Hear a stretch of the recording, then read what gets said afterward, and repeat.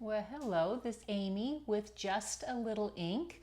I'm an independent demonstrator with Stampin' Up, and I've got a fun alternative project I'm sharing.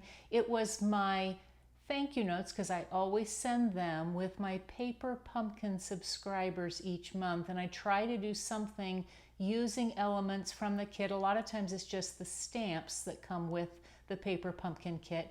If you're not familiar, Paper Pumpkin is a subscription service offered through Stampin' Up. And you can sign up to get month-to-month kits, or you can choose between a 3-month up to a 12-month subscription that will just automatically send it. And you can get alternative, or I shouldn't say alternative, you can get additional standalone products that coordinate with, there's another name for them, with your Paper Pumpkin kit every quarter if you are a Paper Pumpkin subscriber, as well as being able to purchase refill kits. Those are things that only subscribers are capable and able to do. Anyway, I'm going to go ahead and move over. I've got a fun technique I'm sharing, and I think you'll enjoy this. So let's get going here. I'm going to move my camera over. You'll kind of see both here.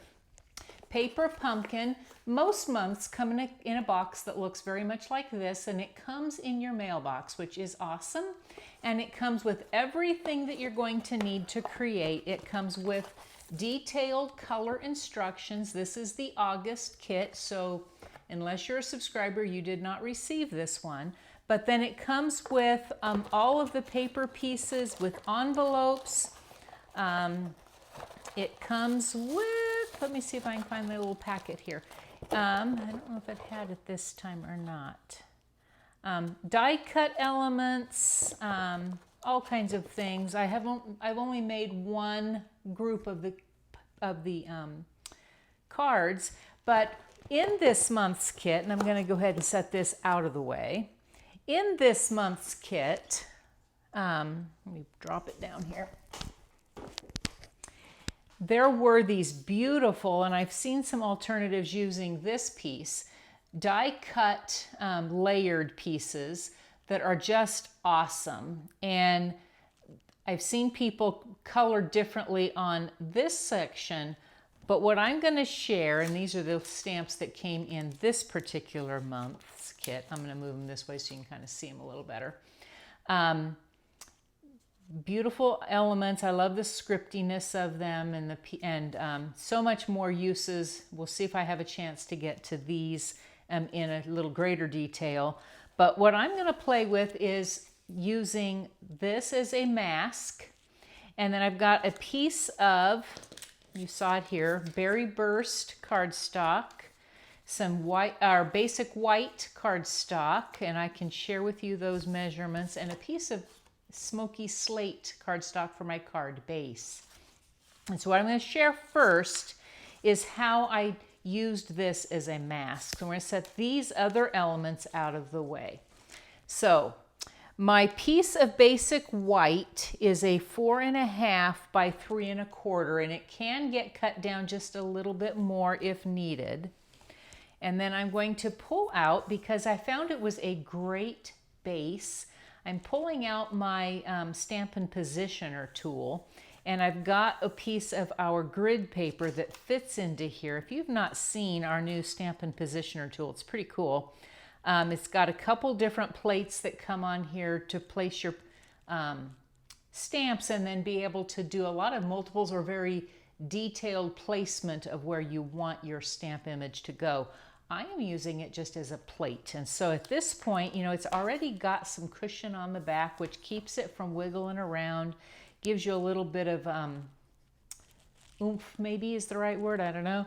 And then I have an extra set of the magnets. You can buy these separately from Stampin' Up, but they do come with one set.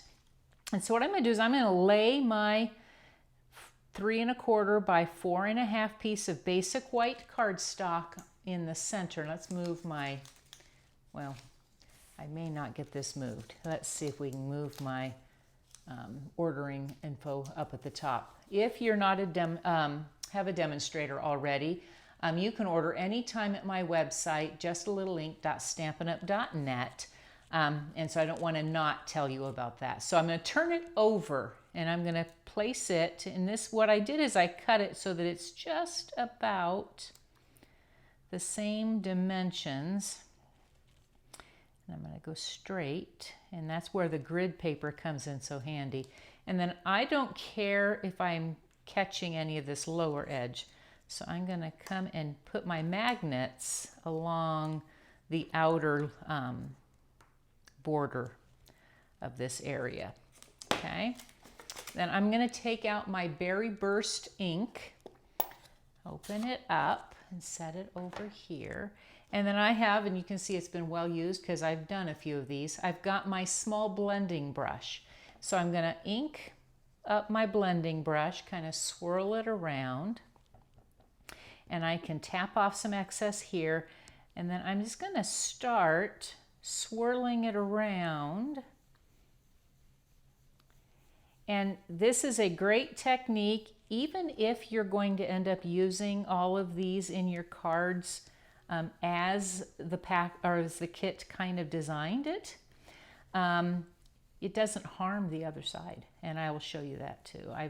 I used one of these and did 5 or 6 of these cards, and I can still use the other side just as the kit intended it to be. And what I liked about this, and then if I come out over here, it's okay because it's just on the grid sheet. So I'm just going to come and swirl, being as careful as I can to keep, especially these extra little leaves, they like to move a little bit. And so depending on how deep of color you want this to be, and you could choose a different color than Berry Burst. I could see a whole group of cards going this way.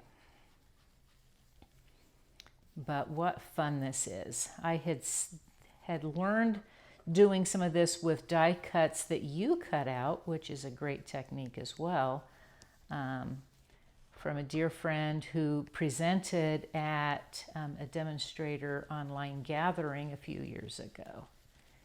And so, kind of a neat idea.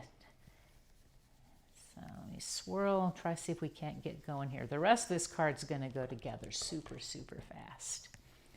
And so hopefully this is something you'll try.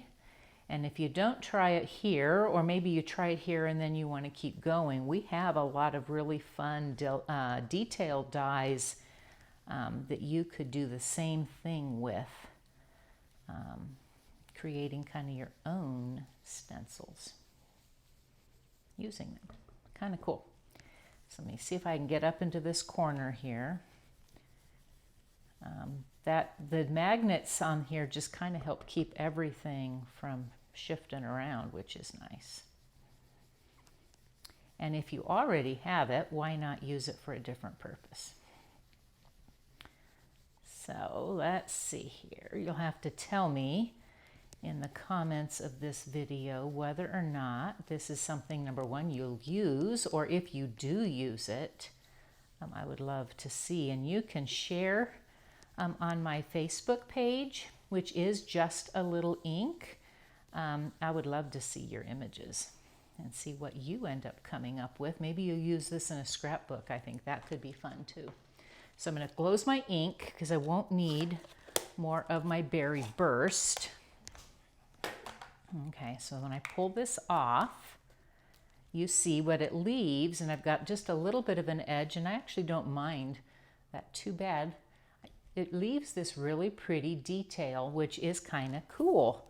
And so what I'm going to do, see, and then when I turn it over, it doesn't harm this other side whatsoever. So I can still use it. I could use this side, or I could turn it over and use it as intended. So super, super fun. So what I've done is I've got a layer that's just a little bit bigger, which is 4 3/4 by 3 1/2, so that when I layer my stenciled piece on the front, and again, you could trim off those white edges if you wanted. I really don't think, even though it's a little off on the top, I don't think that's bad. So I'm going to go ahead and just layer it on here. Use some of my Stampin' Seal. And then I'm actually on this particular card going to be using the add-on dies, that's the name of them, the add-on dies that are available to subscribers every quarter, or until, well, they're available until they sell out to subscribers. And so last I checked, which has been a little while ago, they were still available. And then I have just a half sheet of smoky slate. This is 8.5 by 5.5, scored in the middle at 4 1/4. So I'm going to go ahead and fold it over. I've already previously scored. I use my scoring tool. So we have a Simply Scored board, and I use it to do boxes. I'll use it to score for my cards. Then I'm just going to lay it onto the front flat. I like to keep my cards, especially these thank you notes, as flat as possible. And so I'm going to go ahead and attach on the front here, and kind of keep it centered as much as possible. And then I've got a piece for the inside, and what I'm going to do, because I'm not sure exactly how I want to stamp, I'm going to only put a little bit on the center. I do this a lot. If you've seen some of my previous videos, you know that. The advantage is that you can then twist this off on the inside when you're ready. If not, you can send it as is. It makes it kind of cool. So it works real well. I can lift up the edges and then just twist, and it'll slide right out of there. So I've got my card base kind of ready. Then I've got this strip. This is a 1/2 inch strip of basic white. Nothing fancy about it. It's the pieces that I cut off when I did these insides, because an 8.5 by 11 sheet of paper, cardstock, when you trim it down for 4 by 5 1/4, you're gonna get these little 1/2 inch edges. And so that's what this is. I've got some basic gray ink because I wanted it a little darker than smoky slate for the inside.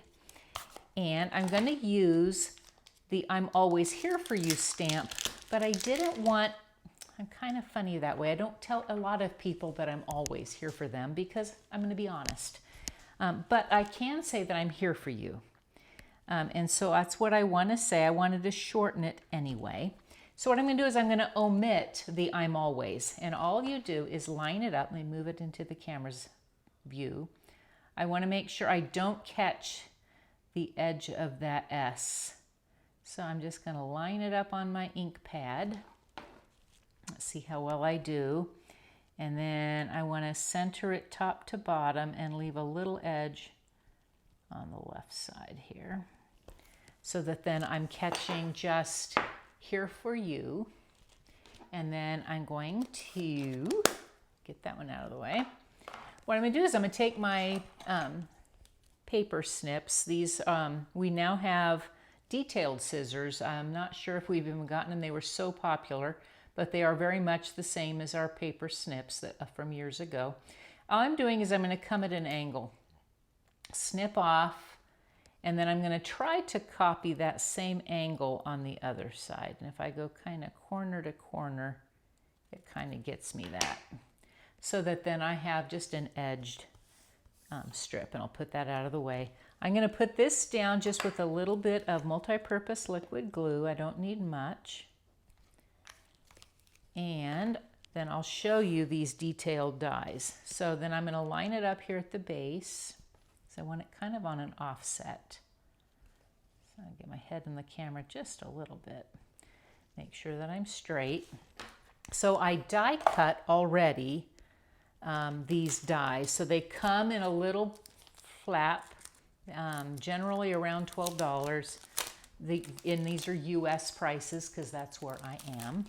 And so the detailed Flora dies are really super sweet, and they're good now. These I wrote down on the front because I get tired of forgetting.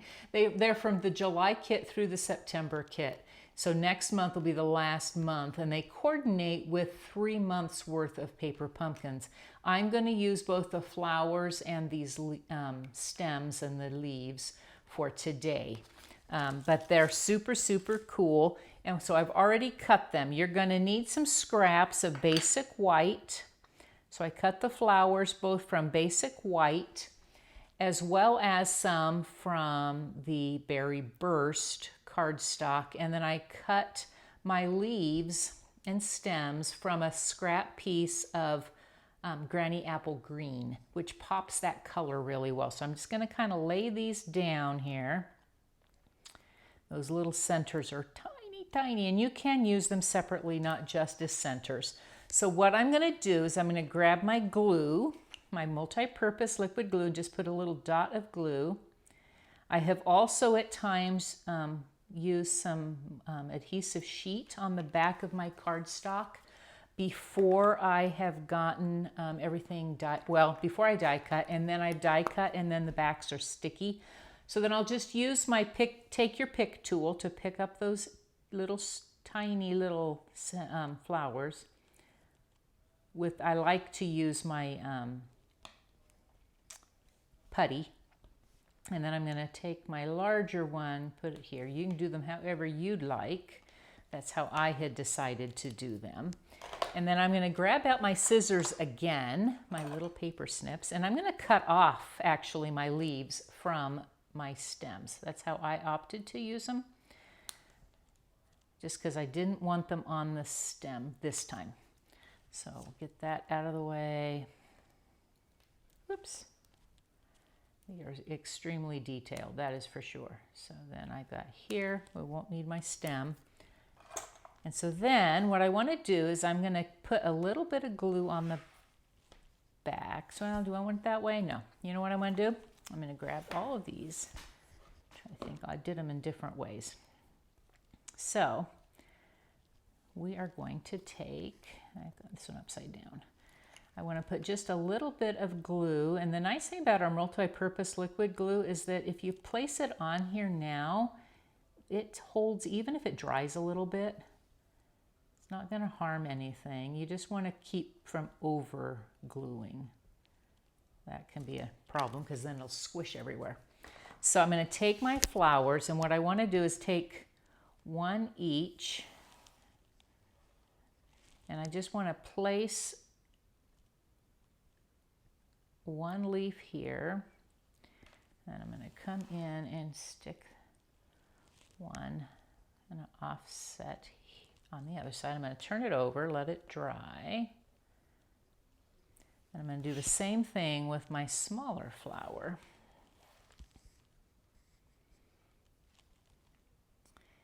Now, if you're already a Paper Pumpkin subscriber with me, this is a card that you should be receiving in the mailbox here very soon as a thank you from me. And I do not sign the insides of my thank yous so that you can turn around and send them yourself. So then I want to take and do a dimensional in the centers of these, and that will then secure everything else that I've got going on. Let's see if this is too much.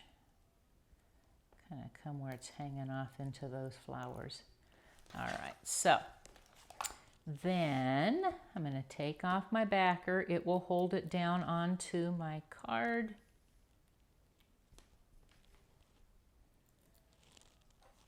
And how fast is that? A fun, simple layout that you can send and put any greeting you'd like. And I think if you used more serene colors, it would work really well as a sympathy card, which sending my whole heart at a time when words fall short would be so appropriate, or someone who's just going through a really hard time. So thanks again for joining me. I hope that you have already subscribed, but if you haven't, I so appreciate it. Like, share, comment. I like to hear what you think, and we'll talk with you again soon. Happy stamping.